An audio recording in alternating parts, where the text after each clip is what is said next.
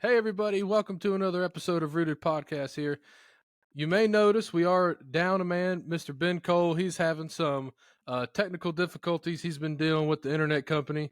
I'm sure we've all been there. So we just decided to go on ahead. And I've got a special guest today, Mr. Trevor Gibbs, the founder of MANBAR, the best meat stick on the market, in my humble opinion. And Trevor, welcome to the show, partner. It's a pleasure to have you. Hey man, I can't thank you enough for having me on and for saying that about our meat sticks.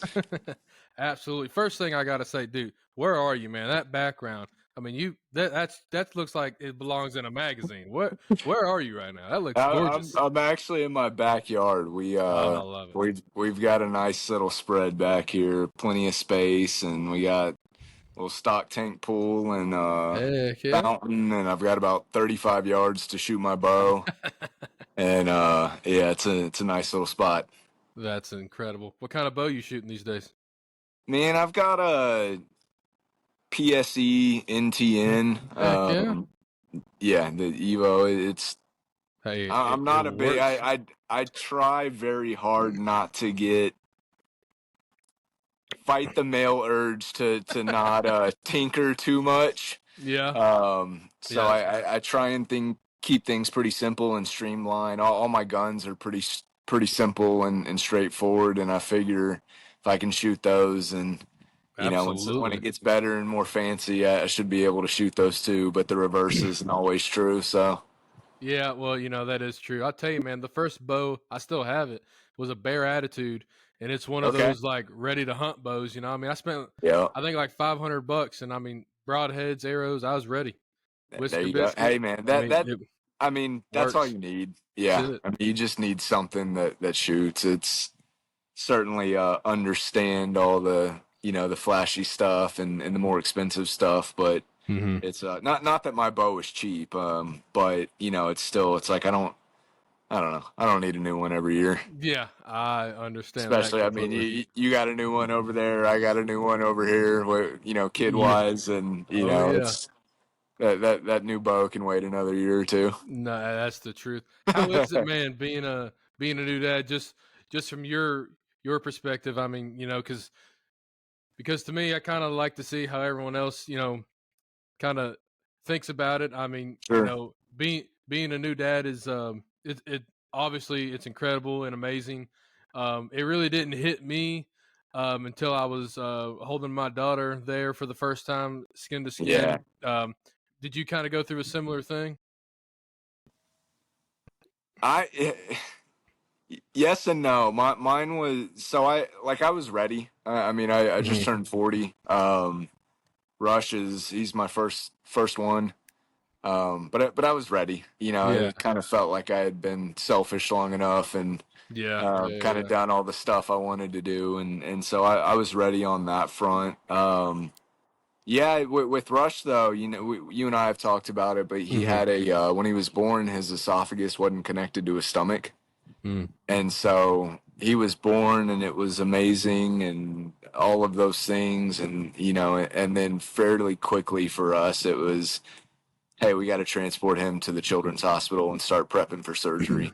Wow. Um, so, I was Mm.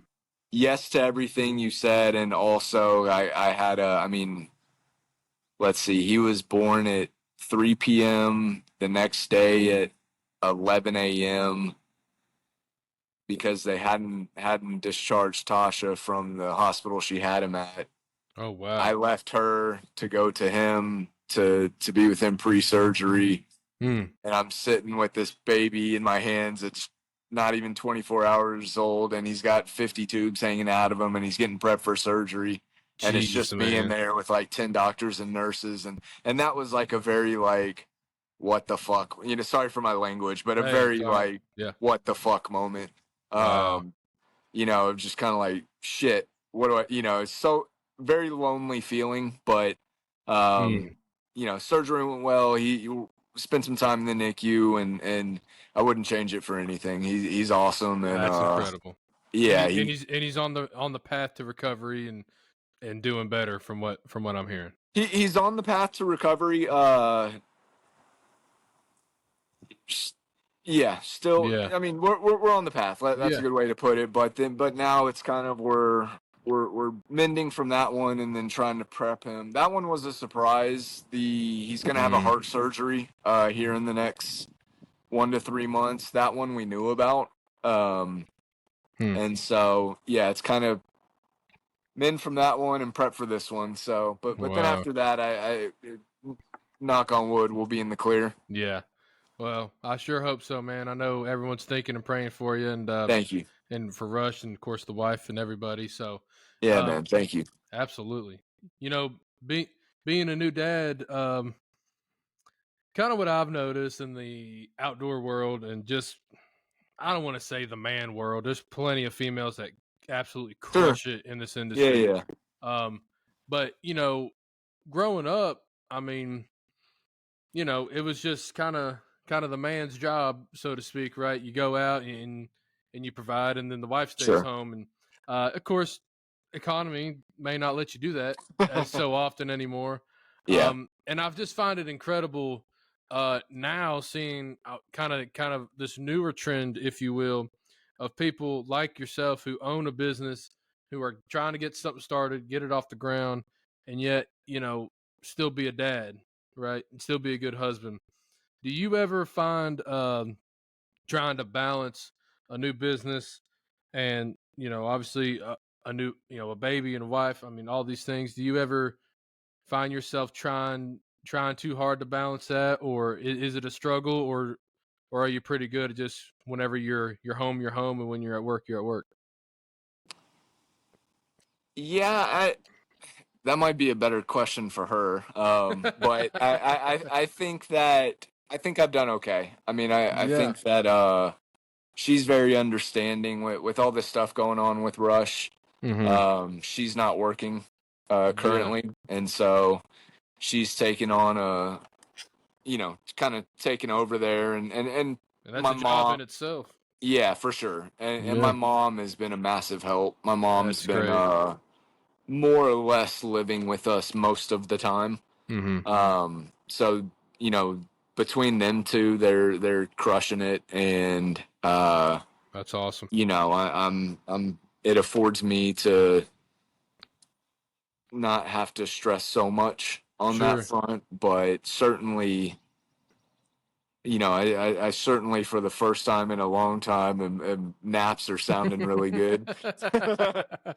No uh, doubt.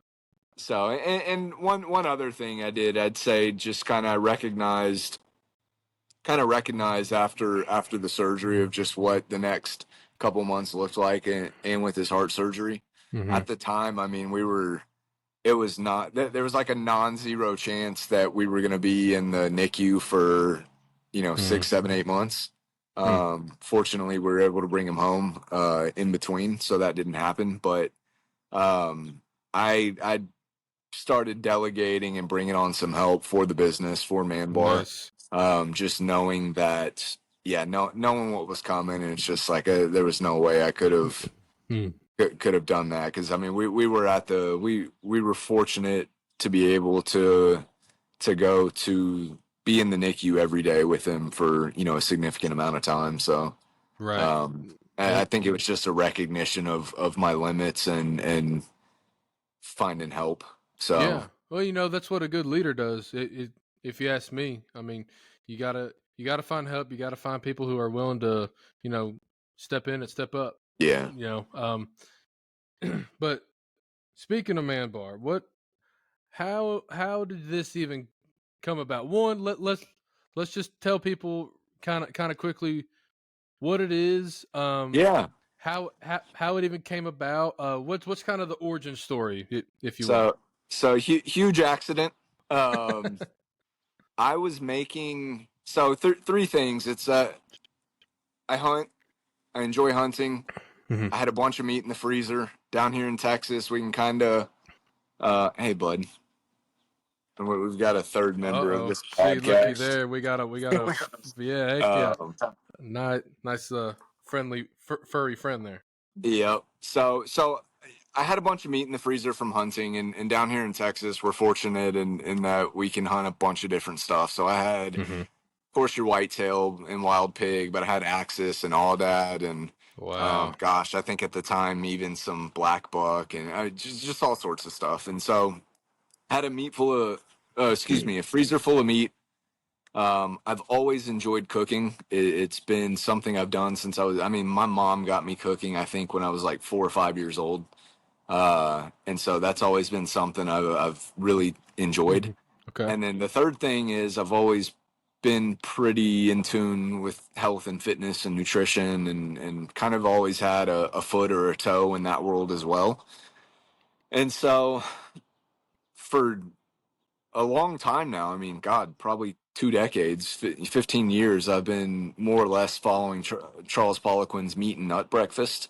He is kind of on paper, probably What the is most, that? on paper, Charles Poliquin's probably the most successful strength and conditioning coach in terms of just the Really? Okay. volume of professional athletes, Olympic athletes, all that he trained. Okay. He popularized something called the meat and nut breakfast, which he felt so strongly about that he wouldn't work with an athlete if they didn't get on it. And it's exactly what it sounds like. It's basically for breakfast you eat meat and you eat nuts. And essentially what that is it's really just high fat and high protein. And Okay. so I was in the kitchen one day, or for a couple days in a row, just experimenting, trying new recipes, having people taste it, all that. And I'm eating breakfast one day, and I've got a bag of beef jerky, and I've got a handful of nuts. And I mean, it's as dumb as it sounds. I literally looked down and was like, man, it'd be so much more convenient if this was just in together. Yeah. Um, and so I just started experimenting and I started making like a dehydrated meat and nut bar. And I was using all the different meats in my freezer that I had hunted. And then I was just adding different nuts. I was adding dried cranberries, essentially like it's similar to a pemmican bar. Um, Gotcha. and started making that and they were really good. And my friends would come over and I'd have them try them. And, they were asking like why this is so unique, why this combination, and I'd explain to them all the physical and mental benefits of the meat and nut breakfast theory and why high proteins and fats first thing in the morning, which we can get into in a bit, but pretty immediately all of them were like, can I pay you to make these for me every week? Like they were like, this is perfect. And so kind of before I knew it, I was making a bunch of bars every day for a group of friends, and then they were telling their friends, and kind of Yeah. got to the point where um it was like, all right, I either got to like stop doing this because all my time's being taken up doing this, or find someone to make them. And that was that was like year one that I just said. And then the next 6 months were really trying to find someone who would make these products for me. And, What's that process like? Trying to find a well, manufacturer, I guess. just everything takes longer than you'd hope. It's, a lot of banging your head against a brick wall. Cause it's Mm-hmm. just, they're Jumping through either, hoops. yeah, it's either a lot of them have their protocols that they do, and they don't want to change from that. They just the ideal business for them is just someone who comes in and they white label something that they're already making. Mm, Because on their side, it's less work for them. They can just make bigger batches of it.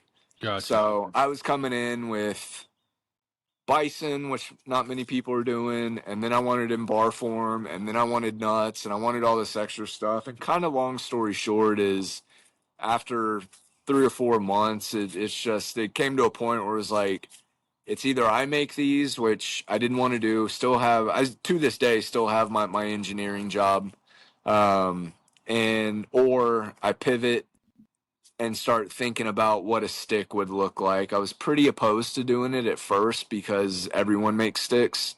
But then I just kind of went through the mental framework of like, well, if you had to, what would it look like? And pretty quickly it was like, well, I could replace the nuts with beef fat. Because at the time I was making a bison and almond bar was like the Mm, first product I wanted to launch. okay. And so it was like, well, I can replace the Interesting. almonds with beef fat. Then if you're doing that, it doesn't need to be in bar form. It can be in stick form. Mm-hmm. We can still avoid encapsulated acids, which I'll dig into more later too. Yeah. We can use this starter culture that introduces probiotics into it. And so I just started, principally, it's technically, it's not meat and nuts, it's meat and fat, but really the nuts and the fat are for the same purpose. Gotcha. And so I still had like the essence of what I was making. It's just I could get started way quicker, and it was kind of getting to that point of like I need to get started or just cut Mm. it off and stop. Not that I was wasting time, but No, it's I it's understand. it just got to the fork of like, all right, what are we doing? Mm-hmm. And so I got some samples made, found a co-packer. They made me some samples. I gave them out to all the people that were buying the bars from me. And I was like, hey, I'm not making the bars anymore, but I'm going to make these. If you like them, I'm pre-selling for a full year's worth at a discount. Are you in or are you out?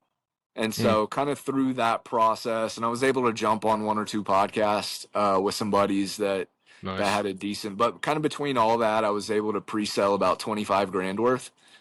Wow. And that was my starting capital for the business. And Yeah. so I pre-sold all that, and I used that 25K to fund the business. So that was my first production run, all the labels, all the Wow. legal work I needed to do, all of that, and that was back in July, and here we are. Wow. No, that's incredible. As I'm sure making a packaged food, and I'm sure there's all sorts of rules and regulations with the nutrition labeling and Yeah, all that fun jazz.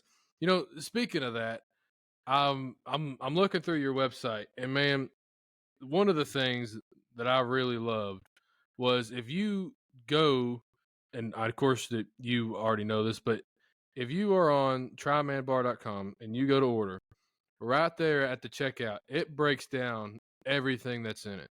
yeah, And I thought that was incredible because, as especially right now in this current day and age, with everything that's going on with food in the political world, yeah. um, we're trying to get rid of the different artificials.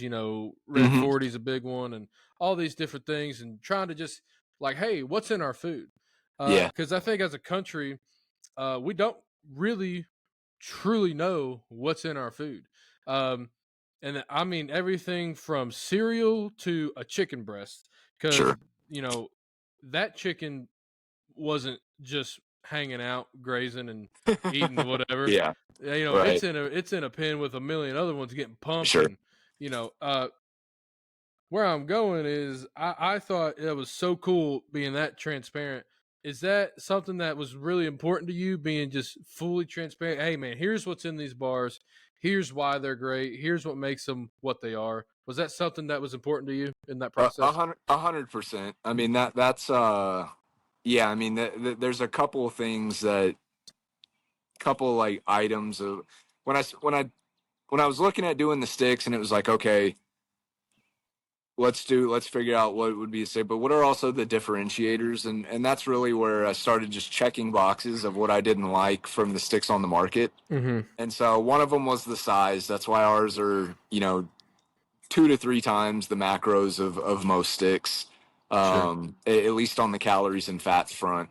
And just the size, we're a 2+ ounce stick where most sticks are 1 ounce. So that was one. I was just tired of eating 2 and 3 of the other sticks. But from a quality standpoint, only source regenerative from family ranches in the U.S. doing regenerative agriculture. That was huge to me. I've been following regenerative agriculture for a very long time, Mm. and um, I I understand from a supply chain standpoint why Right. companies go out of the US and bring in, import meat. And that's Mm-hmm. just not something I wanted to do. It was like, we've got problems here. Regenerative agriculture can solve it. Let's support the people. That are doing Even, that. even if it's 0.1% of the market, let's do our part to give these guys a market to sell to. Mm. Um, so that was one thing, and then the encapsulated acids was a big one, where most sticks have encapsulated acids in them. that is generally for all your big, your big time meat stick companies that you're going to see encapsulated lactic acid or encapsulated citric acid on the label. What is that? So typically, I'm not in everyone's lab and can't tell you because there's certain derivatives, but Okay. just based on what they're doing price wise, it's most likely a synthetic acid that is encapsulated in a hydrogenated oil. What that means is, one, you're not getting the full profile of the acid, and two, that hydrogenated oil, that encapsulated part, means they're adding hydrogen to some sort of, big word now, seed oil. That's all in the news, but Yeah. some sort of low quality oil. They add hydrogen to it so that it's a solid at room temperature, and you mix that with the meat. It almost looks like flake salt.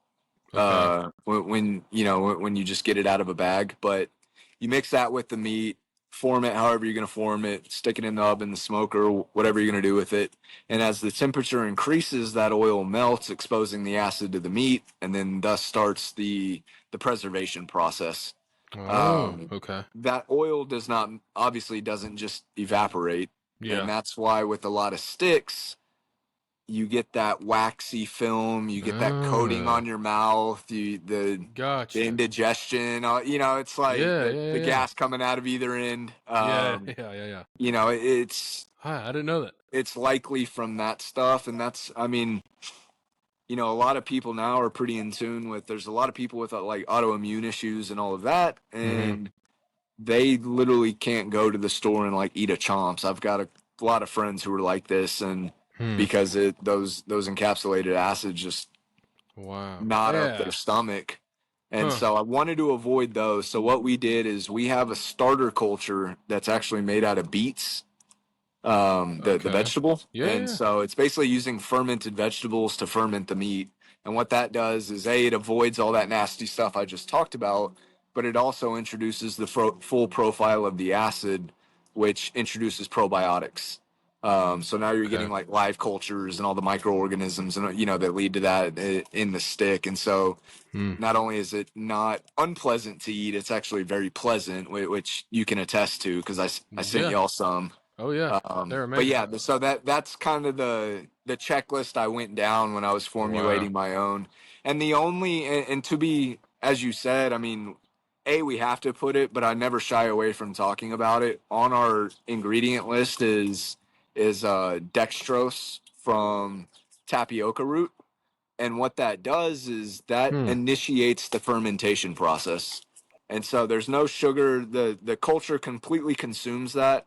There's no sugar in the stick or anything like that, but that's why that ingredient is in there. And we just went with, instead of doing like a cane sugar or a brown sugar, we just felt that was the better option. Wow. And even though it's consumed and you don't get it, it's still like, well, let's feed the culture with that rather than just like a cane sugar or some, white sugar or something like that. So, but yeah, it's been third party tested, no sugar or any of that stuff in there, and that's why. Oh, dude, I think that's incredible. I mean, so obviously you've done a lot of research, and I mean, I'm sure everyone can hear the passion and the, just everything that went into it. I'm sorry, it's starting to sprinkle on me. I'm gonna have to move indoors. Hey, you're good. You're good. So we'll just keep the show going. I was gonna say, hopefully no one gets seasick watching me. It's all good. So I mean, sorry, I cut you off there. No, it's totally okay. How was the process of trying all these different ingredients and figuring out what worked? How did you know to use the stuff from the beets or the root of this? And like, I mean, was that a months of just doing it? I mean, how did that kind of all pan out in the end? Can you hear me okay? It looks like it paused on my end. Yeah, I can hear you just fine. Okay. I'm sure it'll come back. Yeah, it was fine. So a lot of that was just research and then doing the work with the co-packers. Now we got a crying baby. All right. This is real life over here. Hey, this is just part of it, man. This is life. This happens. Yes, so a lot of that was researching with the co-packers. I'm Okay. gonna do this. Sorry, man. All good, dude. This is just part But of it. Whenever you have a baby and life happens and it's in business and then weather, you just such is life. roll with it. So, yes, so a lot of that was from the co-packers and just understanding what processes they did and they were good at. And so the one that I went with and the one that I found is probably the best in the US at that particular process. Okay. A lot of the ones I talked to, wouldn't do it. Again, a lot of them like their own processes, and so they're using the encapsulated acids and their own kind of formulas. Gotcha. And so those were the ones that were kind of unwilling to stray away from that, especially for someone who was starting a company. It's just kind of like, who are you? Right. Type of mentality. And it was like, okay, that's fine, but this, just you're not the right person for me. Mm. So yeah, that front was just research. As far as like the spices and making it taste good and all that, again, I'm no chef, but I'd say I know how to make food taste good. Yeah, And yeah. so that was literally just me in the kitchen with a bunch of spices, some bison, a little bit of beef, and just kind of treating it like being in the lab and testing a bunch of different combinations. Hey, I think that's incredible. And I'm sure all your buddies didn't mind it whenever you had something new for them to try. Yeah, and that was the thing. I had like a year of testing with the bars with them, and just where each time I'd switch something up a little bit and just, hey, what do you think of this? How's Yeah. that compare to the last one? And so, to be fair, I pretty much had the formula done by the time I had decided to switch over to a stick. It was just minor tweaks from there, and it was a year of R&D though, essentially. Gotcha. And then Hey, we just good started. taste. I just posted on our Instagram yesterday. We just started on the. We're gonna be coming out with. It's looking like a hatch and jalapeno version sometime later this year. Oh, And that's incredible. yeah, and so the ultimate goal, hopefully in the next 2 or 3 years, we'll have 6 or 8 different kind of meat and flavor combinations that we can be offering everyone. I think that's a great. You talked earlier, Trevor, about the size of the meat stick, and I've actually got one here. Yeah, If man. if people can see, I'm not the smallest dude in the world, and this thing is, I mean, like the size of my thumb here. I mean, this thing is, I mean, dude, it's huge. It's. I mean, I don't know if it looks like it's almost a darn foot long. I mean, it's just crazy. Why did Yeah. you kind of touched on it earlier, but what was the kind of reasoning behind such a bigger bar than I guess the average ones that you would see on a gas station shelf there? It was literally, again, that there wasn't a whole. I always joke there's not a whole lot of overthinking going on over here. It was literally, I was tired of eating 2 and 3 of the other sticks. Gotcha. I am not I'm about 6'1", two. Hey, bud. Hey, I'm about 6'1", 200. Gotcha. Um, and a couple, buddies we're all very active. We're snowboarding, we're hunting, we're surfing, we're doing it, and none of us were ever satisfied with one stick, and we always used to joke of like, man, I wish someone would just make like a mega stick. Yeah, And so it was literally that. And just back on I the love nutrition this. side of things, it was like really the only time that people are eating sticks are when they're too busy, like they're in the middle of something, like they're too busy to stop and eat a meal. Sure. And if that's the case, then you actually want the calories and the fat, because that's what sustains you, that's what gives you energy, that's what's Right. satiating, that's what's going to keep you going both mentally and physically. And so it just, when I was formulating, it was like, man, these things need to be over 200 calories, and I want minimum 15 grams of fat. And we were able to get 210 calories and 17 grams of fat, and we still got 12 grams of protein in there, but my personal thinking is that the high protein, low fat meat stick is flawed, because when you're eating them, you want the energy and the satiation, which comes from the fat and the calories. So Gotcha. that's kind of the spiel on why they are the way they are. And again, it was something. It's also different than what everyone else is doing, and kind of gives me a talking point to say something like that. Yeah, absolutely. I totally agree. I mean, if you just walk down the aisle, I mean, this one will definitely pop out. That's for sure.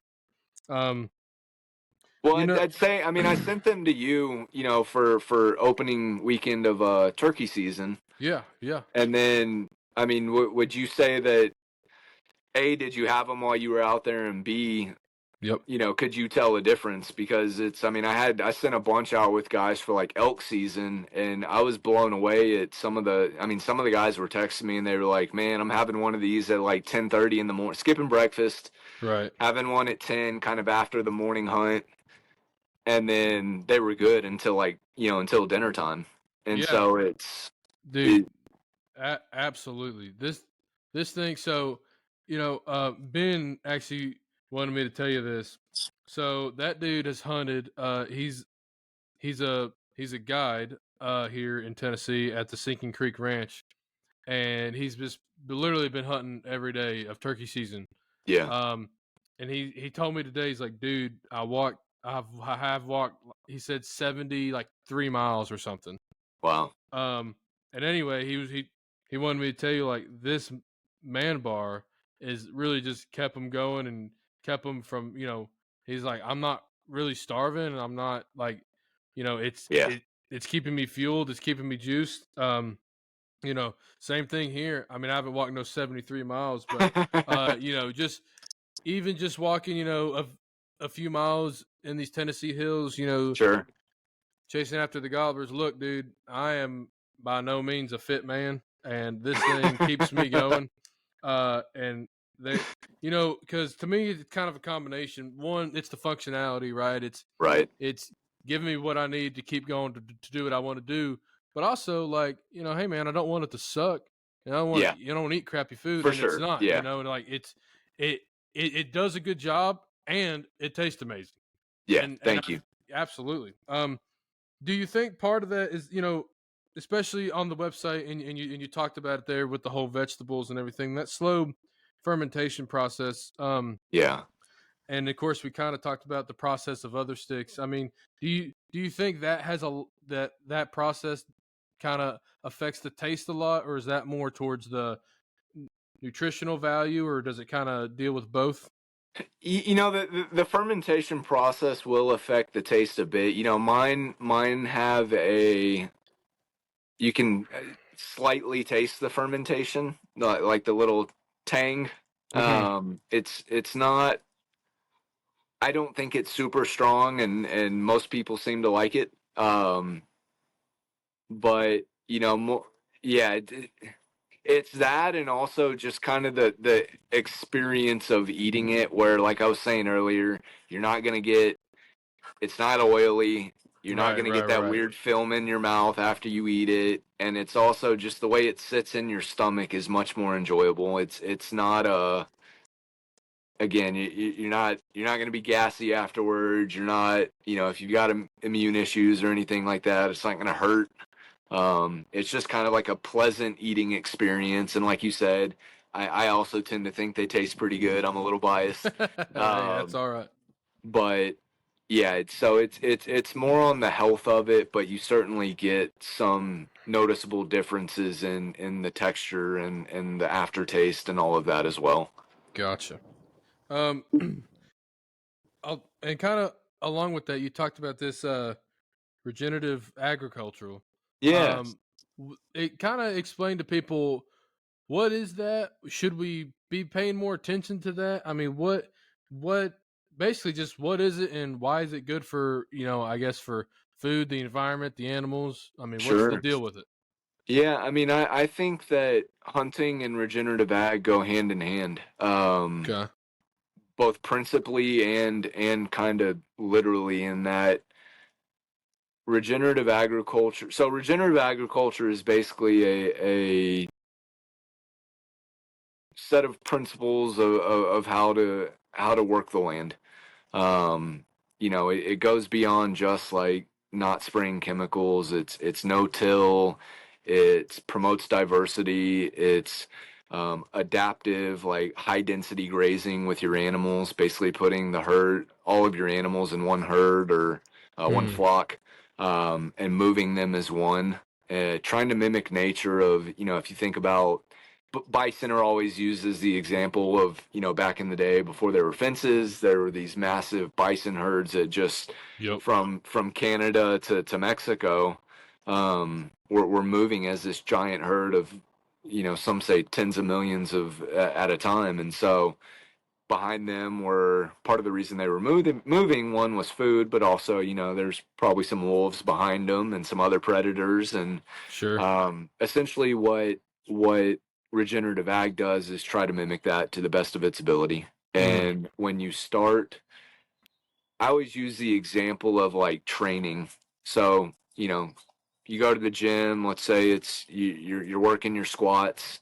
You want to hit your squats pretty hard. You want to kind of crush your legs, and then you're going to take several days off. And that recuperation, that rest, is really where all the good stuff happens, in terms of gaining strength and your muscle fibers and all of that. So when I put, let's say 50 cattle on a certain amount of acres, they're essentially stressing the land. I see. Okay. And the difference is that, but you take them off of it and you let that land rest.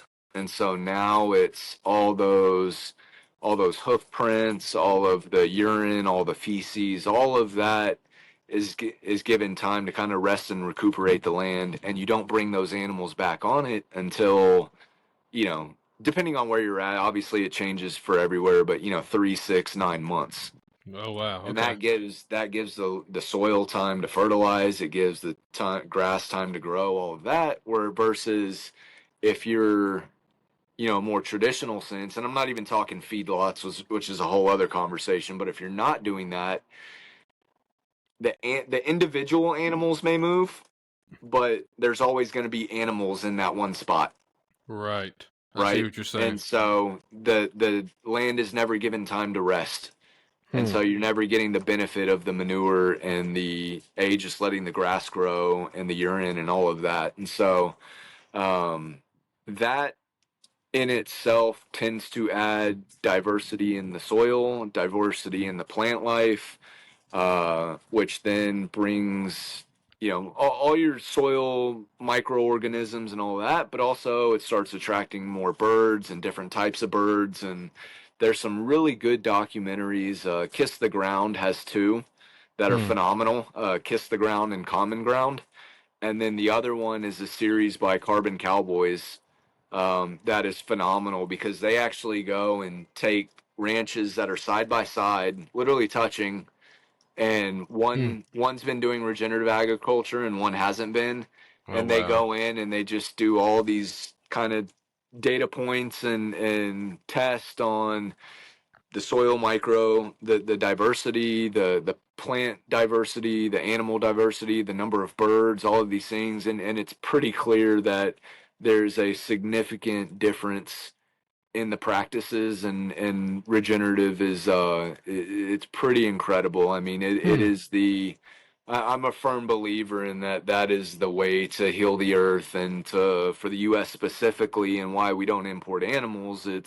We need more people in the US doing regenerative agriculture to heal our land, heal our soil, and just bring all this abundance back. And so it's that goes hand in hand with on the hunting side of things, because the more nutritious your soil, your grass, all of that, just the bigger the deer that are going to grow, the more turkey you're going to have, the et cetera, et cetera. So if you like going into the backcountry or into the mountains and all of that, this is basically a way to, I'd say, mimic that from a farming and ranching standpoint.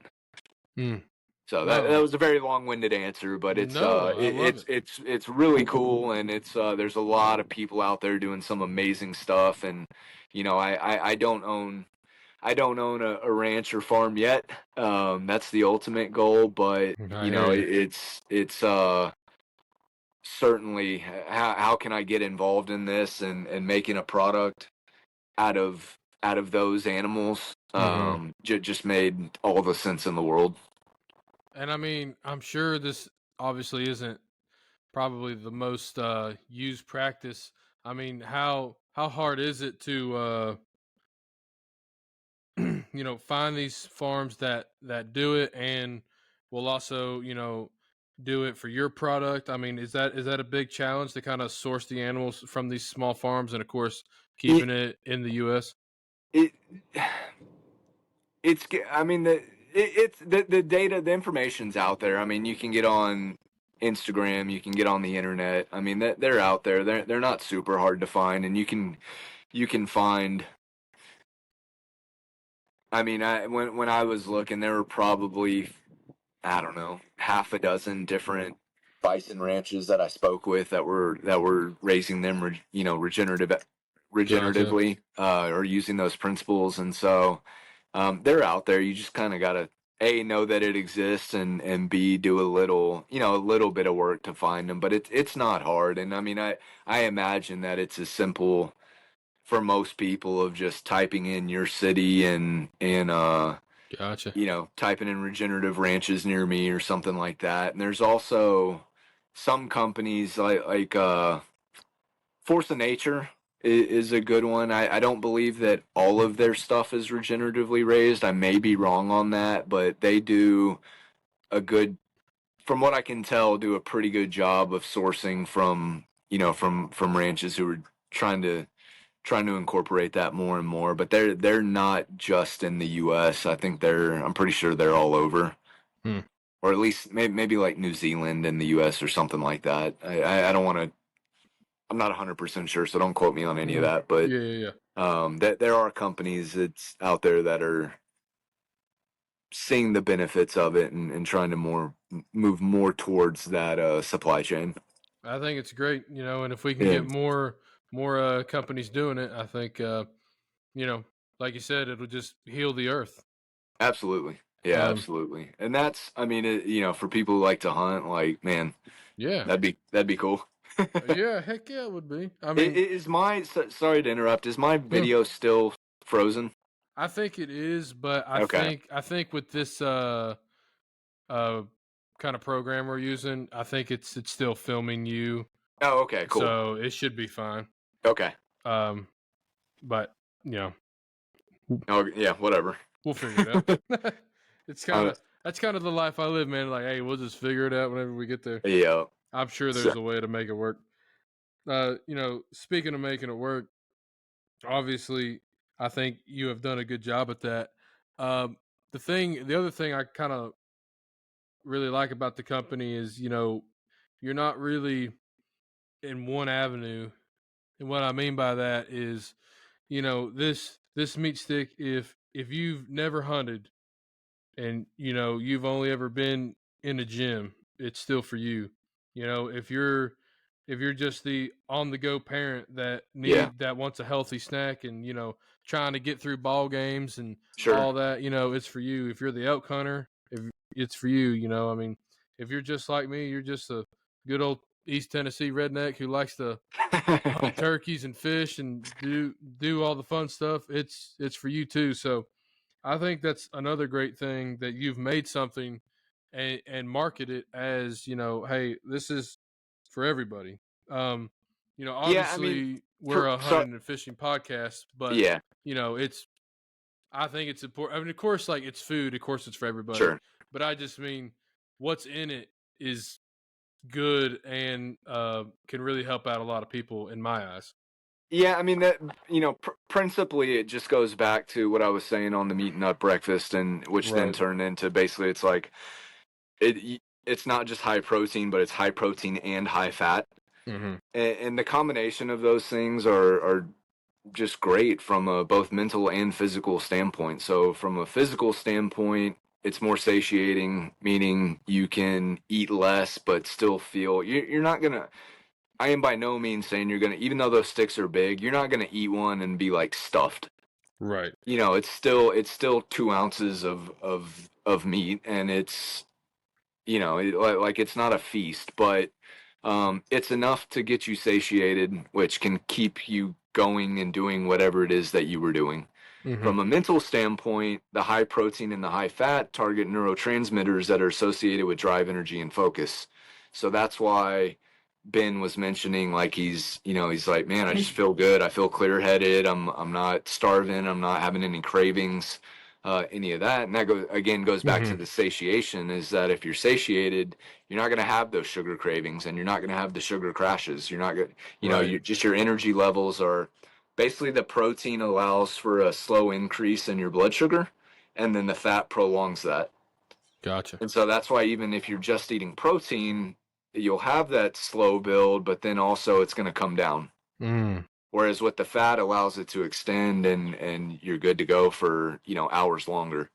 I see. So, if you just look at those kind of principles of drive, energy, and focus and satiation, yeah, I mean, that applies to anyone. I mean, we've got, you know, understand there are certain probably stereotypes with the name, which we can dig into in a minute. But we've got a whole gang of moms and new moms, not even including Tasha, Yeah. that just swear by these, because they're like, it is the perfect thing to eat while I'm breastfeeding. It's easy. Mm-hmm. I can, it's filling for them. That size stick tends to be obviously more filling for a woman who's smaller. Yeah. But they just swear by them, and they just love that it's filled with calories and fat and protein, because that is what they need while they're breastfeeding. And that's Yeah. not something that's not an application that I ever thought about beforehand. But I But just think it's yeah. cool. It's like my favorite application to tell people, because it's Yeah, I think it's it's so great. far from it's relevant to me now, but before that, Right. it's just like, it's not something that I saw, like, ever saw. Yeah, I would say not. Um, I tell you what, let's touch on the name for just a second. As I was going to ask, I mean, Yeah, you know, of all the things, because obviously it started as a bar, right. right, and now it's a stick, but we're still calling it Man Bar. What's What's the deal? yeah, what's going on? So the name actually came from, I was making meat and nut bars. Right. And I was thinking of, and I was tired of saying meat and nut bars, and so I was just like, literally, like, brainstorming one day, and I just did the acronym MAN bar for meat and nuts, and I just thought, I Mm, started laughing when I wrote it. At the time, this was like, a couple years ago now, and all the gender stuff was kind of, I don't even know what it's like now, but back yeah. then it was certainly more of a conversation, and I just thought it was funny, and I started telling people that, and the reaction I got was, I'd say 90, it was 100% emotional, 90% positive, and 10% negative, Mm-hmm. but it was always an emotional reaction. And so I was like, oh, this is like pretty interesting. And like, the 90% that loved it, which were, to be clear, both men and women, would like crack up and be like, that's awesome. Like, you have to do that. But I got so many people saying, like, dude, you have to call it that. Yeah. That it just kind of stuck. And I was like, all right, well, I guess I'm going to call it that. And so, when I had to pivot, by that time, it was just kind of a name. It was just, like Google. Not comparing us to Google, but it's just No, a I know what name you're that, saying. like, didn't even mean, Yeah. it just meant something else. And so that's where it started. And I think it's certainly not anything we shy away from. I'm not I personally hate the divisiveness of talking, men versus women or any of that. I hate it. Yep. I think it's silly, but at the same time, I do think there are, there's nothing wrong with the word man. There's nothing wrong with masculinity. There's, Zero. if anything, we need more of it. And so we don't shy away from it. But again, it's certainly not something that we're trying to like be divisive about, or I've always said from the get-go that, I understand if women, women don't want to consume it because of the name, but I always wanted the message to resonate with them, that they'd want to buy it for the men in their life. Mm.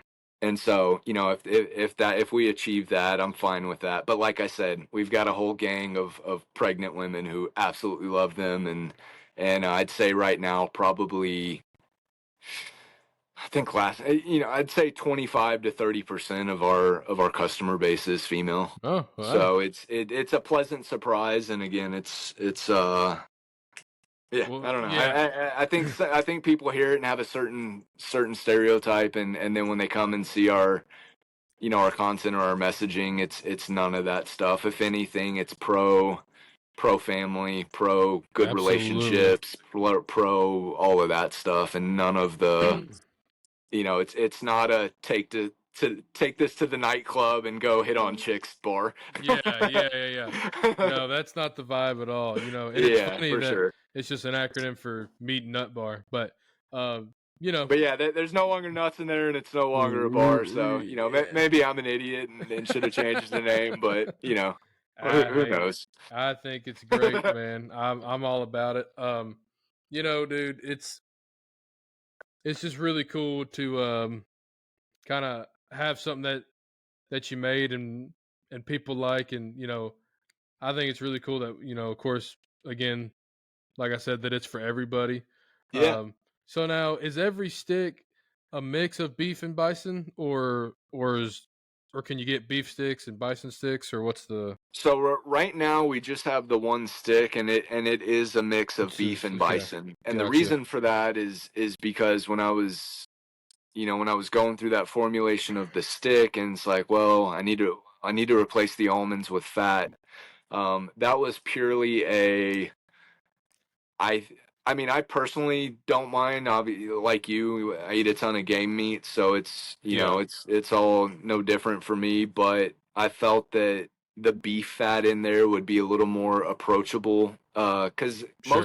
most sticks have like 10% fat. Ours are 30. So Okay. it's a significant bump, and so I just Well, felt that the beef fat was more familiar, more approachable to the palate for most people. yeah. It's compared to bison fat, it's a little less waxy, it's less gamey, uh, all of those things, and so that's why I went with beef fat rather than bison fat. So Gotcha. we're gonna this next. The plan is to have right now, and this will likely change, but right now we're gonna launch this spicy version of a bison and beef stick, and then I'm probably gonna do 2 beef sticks of just pure beef, and Nice. then two. We'll see what it's looking like, but I may do two, like, we got wild pigs up to our ears down here, so I may do like a wild pig with pork fat Oh type yeah. thing if needed, for the fifth and sixth bars, but we'll see. Hey, I think that's great. So you do a lot of pig hunting down there? Less since Rush was born, but What? Okay, yeah, yeah. I get that. definitely, but in general, yeah, I try and get out there, and we've got a couple. I don't know how it is there, but Texas is predominantly private land, Yeah, and it's like so I isn't there like it's some crazy stat that like 90 something percent of it or something is private? yeah, it's nuts. I think it's like 96% It's or crazy to something think how insane. big it Yeah. is, and yeah, that's nuts. So down here you get there's hunting leases that you can get on, or you're lucky and you got friends that have ranches and stuff like that. But Sure, sure. for most people, it's like you're jumping on a lease, and that's literally just a landowner leasing his land for hunters Right, right. to go in. And so yeah, we've got several spots kind of all over the state that we go, some public, some most private.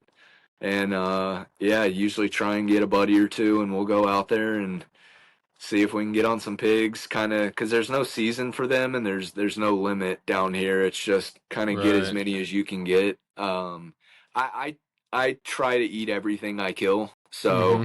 I'm not personally haven't gone and done any like helicopter mow downs or anything like that. You know, Me either.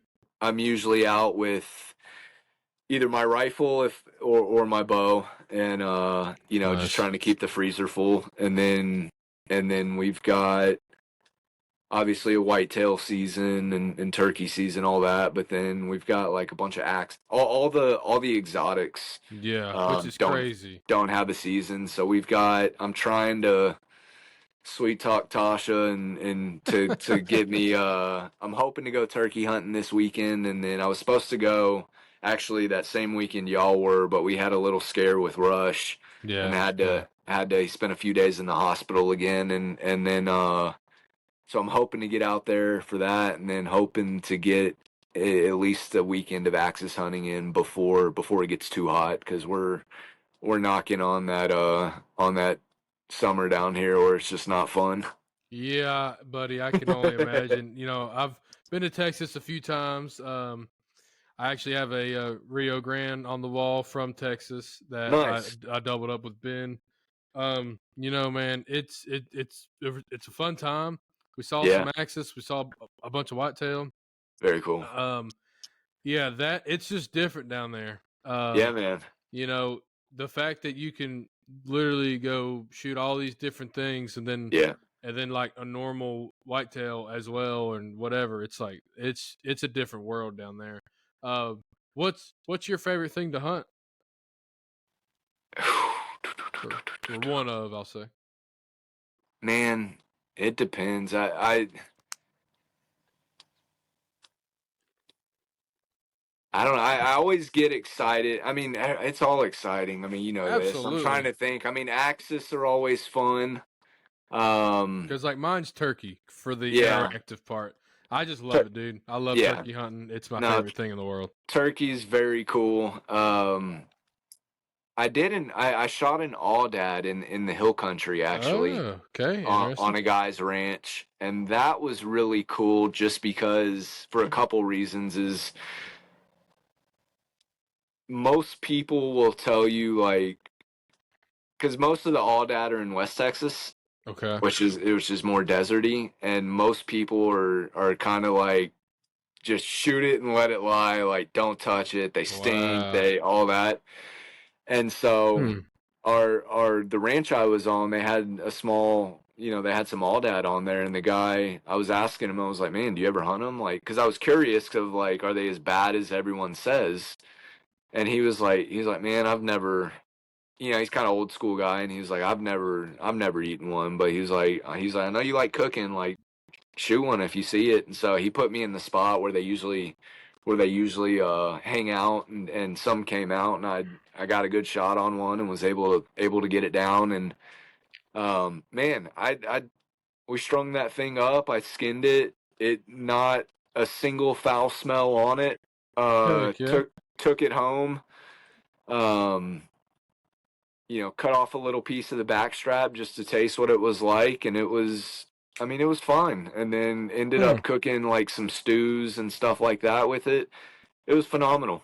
And so it's Interesting. stuff like that that I think as much of my excitement comes from the actual cooking of it and like sharing it with people. Yeah, I get Like I get that. a lot of joy out of doing like cooking heart for people, venison heart, axis heart, whatever. Hmm. Just because a lot of people haven't had game animals, and a lot of people haven't had heart, and Yeah. so it's a new experience for them, and it's kind of cool to say because I do for the most part do all my own butchering and processing and all that. So you Yeah. know, just being able to tell people like, look, I'm literally the only person that's ever touched this because then I cook it as well. Yeah, which is Uh, a big deal. yeah, Yeah, so man. you know it's a cool thing to tell people and give them the story and then feed them something they've never had, and so I get I probably get as much if not more joy out of that than the actual like hunting part of it. Dude, I totally agree, man.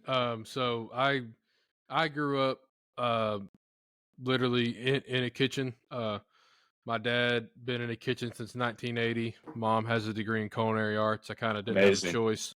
Yeah. So you know, we owned a restaurant, the whole nine. Um, Yeah.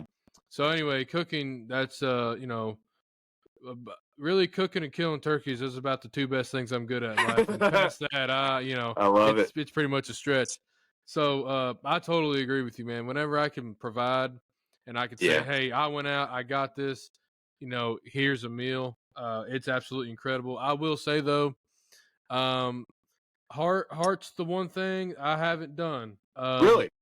Yeah, man. I don't know. I think it's a Dude. mental block. I totally think if you cooked it and just told and didn't tell me and I just ate it, be totally fine. Probably delicious.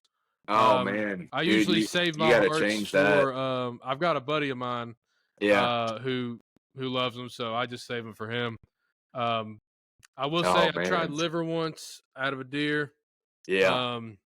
Yeah, I'm good, dude. Look, this is my Dude, philosophy. If it's in the gut pile, it should just stay there. deer liver can be strong for sure.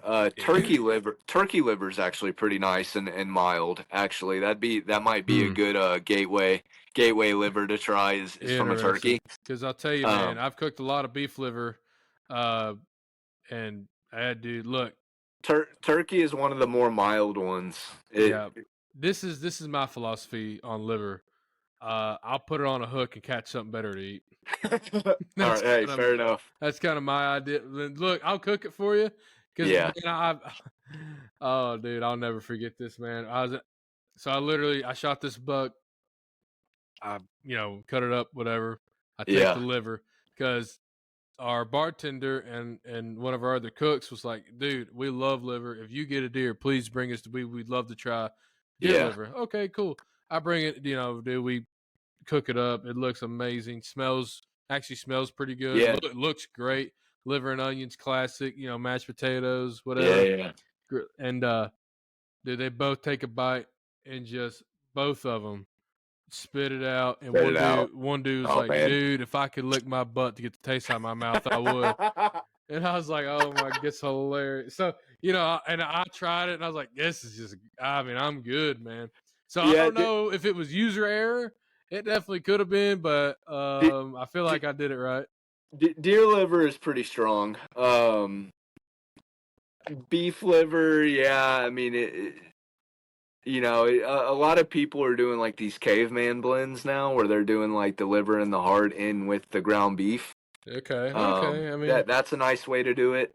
I can see that. But turkey liver is pretty mild. That might be one to just try to say you did it. That out. But the heart, man, you got to change that. The heart's great. That's what I keep hearing, dude. It's just a mental block. I really just need to have someone else do it, and it's just try it. Yeah, no, it's a muscle. It's and it's a little more. I don't know. I've never eaten. Actually, I don't even want to use that example because it'll probably gross you out. But I'll use it. I've heard the texture. I'd call the texture like spongy. Okay. I've heard it similar to snails, which I've never eaten. Yeah, I've tried those too. Escargot. Okay. Yeah. But that I don't know, just that kind of sponginess. But the flavor, like, it's good. I mean, pan sear it with like some red wine and butter. Yeah. Just hit it pretty hard on, pretty high heat on both sides. Get a nice little. You don't want to overcook it because then you'll just be chewing on it forever. Yeah. But if you just kind of hit the outside good and throw some butter, rosemary, little red wine, something like that, it's very enjoyable. There you go. Look, I'm down to try. Yeah, I'll try anything that someone makes me once at least. All right. Well, whenever we meet in person, we'll knock out a heart. I say let's just do it and let's just have something else on standby. You know what I'm saying? Absolutely. Yeah, man, we're definitely gonna have to get together and go shoot something somewhere. I would love to. I don't care if it's pigs, turkeys, deer, whatever. Well, man, we can get y'all down. You and Ben get y'all down here and get on some pigs, and then I'll come up there and. Yeah, dude. For something, for turkey or whatever. We've got it. We'll go bass fishing too. I'm all about it. I love it. Yeah, I started to. I think I mentioned this the first time we spoke, but I finally got an editor who's going to start cranking out some content and clips for me and stuff. But Yeah. this past season, we took four. I think it was four different people on like their first hunt, Oh, yeah, and awesome. filmed it all, and I just love had the it. conversations around it, and kind of guns, everything from gun safety to, hey, this is what a hunting lease looks like, this is a hunting blind, very 101 level stuff. Yeah, But yeah, yeah. Nothing so, wrong with that. no, some really good stuff out there, content that we got and all that. So Oh, that's incredible. I'm hoping to do that more, once things settle down with Rush. Yeah, for uh sure, for sure. Hoping to get more of that done this next season, and get on some pigs more, and I just all love that it. stuff, and just kind of have like a 101 approach to hunting for people who are, there's so many people that are curious about it, and it's one of those things. It's like, I really want to do it, but I have no idea where to start. Mm-hmm. And so that was the thinking behind it, of like, well, let's us be the people where kind of dumb it down and just show all the, like, hey, this is a trigger on a gun, this is pointed at the thing you're trying to shoot at, like, that's an Yeah, yeah, animal, yeah, yeah. there's an animal, here's where you shoot it, and Tear it do up. that. So we'll I think it's great, dude. yeah, Yeah, we'll see if anything comes of that, but we're gonna start posting some clips and stuff sure. on our Instagram, and probably at some point of YouTube and all that. Yep. I think, I mean, you're definitely going to need the socials to grow, just like anything else in life. Yeah, But yeah, dude, I think it's amazing taking people out. I do it's the the same best. thing. Yeah, I just took my wife's uncle, got him on his first turkey ever. amazing. He's super stoked, dude. It's incredible. Yeah, hooked.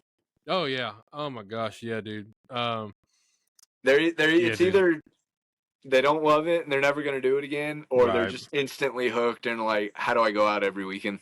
Yeah, exactly. I've got my father-in-law, my sister-in-law. I married into of as far as my wife's side of the family, people that didn't hunt, but same idea. Yeah, Always kind of wanted to try it.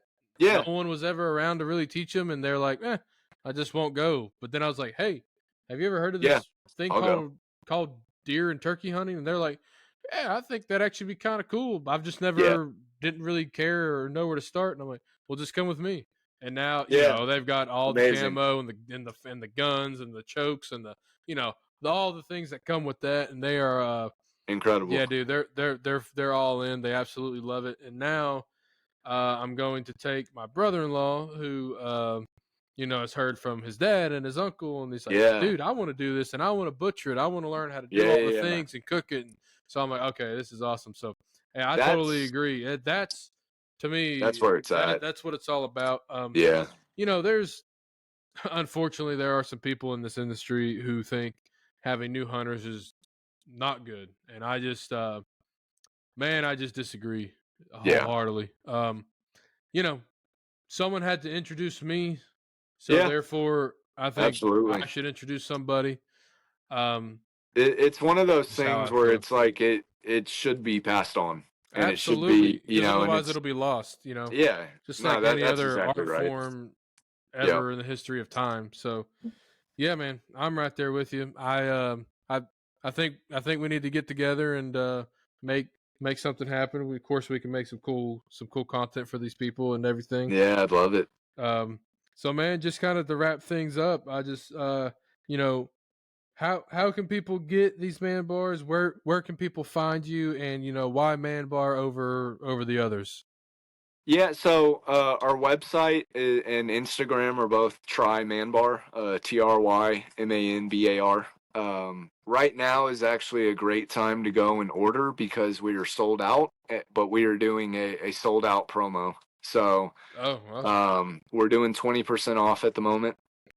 Um, and that's on all of our sticks.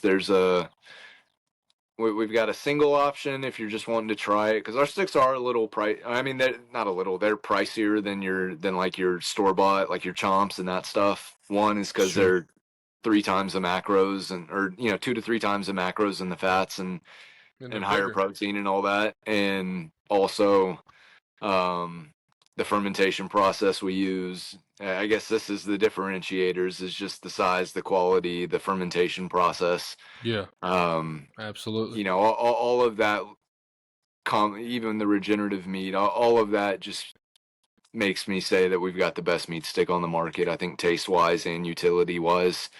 But yeah, trymanbar.com, at trymanbar on Instagram. You can sign up for our newsletter, which we just started last month. That will Incredible.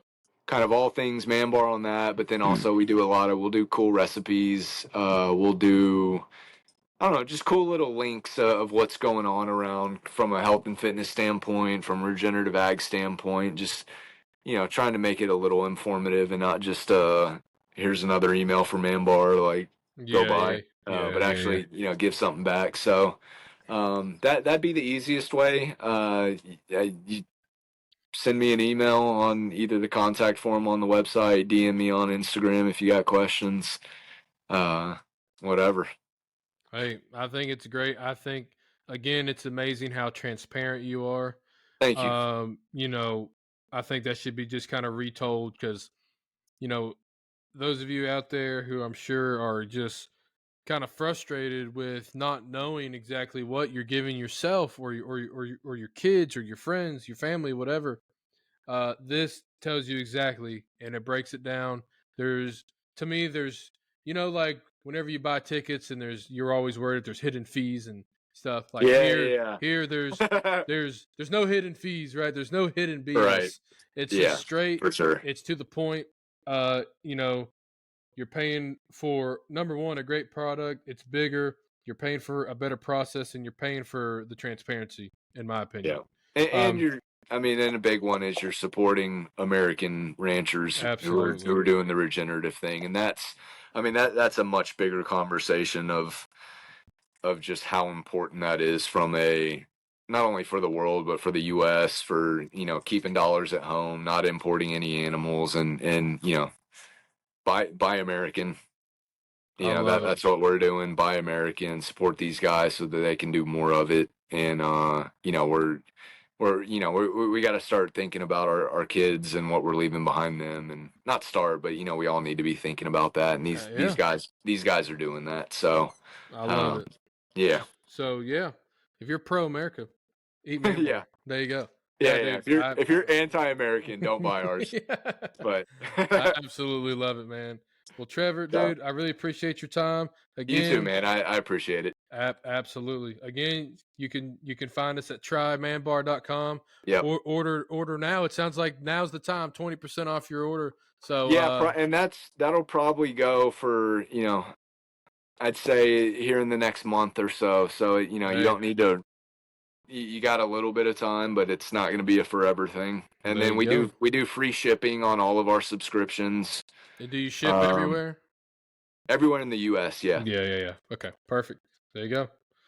All right, guys. And as always, you can find Rooted everywhere. We're on Instagram, YouTube, Facebook, TikTok, all the fun places. So, again, trymanbar.com. Order yours today. Awesome. Trevor, John, again, thanks, I appreciate it. You got it, pal. Yes, sir. Bye, everybody. See y'all.